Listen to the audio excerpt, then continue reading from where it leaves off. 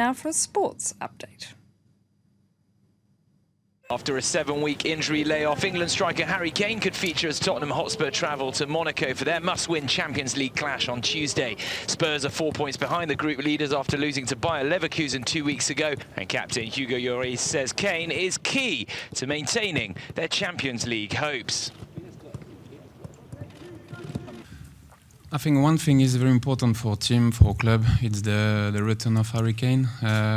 He's bringing a lot of positive energy, like we saw against Arsenal and like we saw against West Ham. He's very important for us, and I think tomorrow he's going to be decisive for the team, hopefully. Spurs are 5th in the Premier League after coming from behind to beat West Ham 3-2 on Saturday. But despite indifferent form in the competition, coach Maurizio Pochettino is enjoying the Champions League. I think it's a good experience to assess our player, to compete in different level, to share with the Premier League that is very tough, to real tough competition. I think we need to take a lot of things, a lot of information about the squad, about the individual player. I think it's very positive. What happened is always positive, will be positive for Tottenham.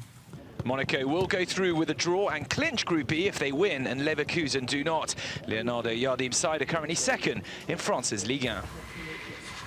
Sporting Lisbon have been preparing for Tuesday's Champions League tie against Real Madrid, knowing that only a win will do against the defending champions. The Portuguese side lie 3rd in Group F, 5 points behind a Madrid team that beat them 2-1 in Spain in September. It'll be a tough ask for Lisbon. Spanish league leaders are unbeaten this season and spearheaded by an informed Cristiano Ronaldo, who scored a hat-trick in the Madrid derby at the weekend. And is just 2 goals shy of becoming the first player to score 100 goals in European club competition. Jurgen Klinsmann has been sacked as manager of the US men's national team.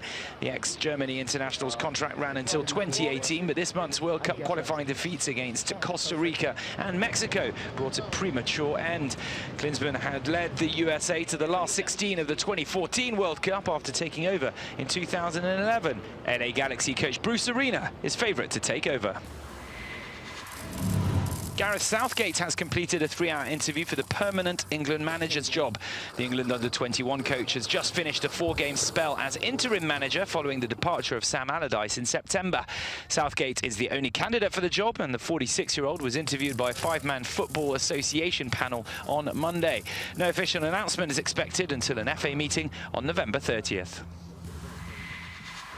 French handball star Nikola Karabatic is back in court rather than on it, determined to prove his innocence.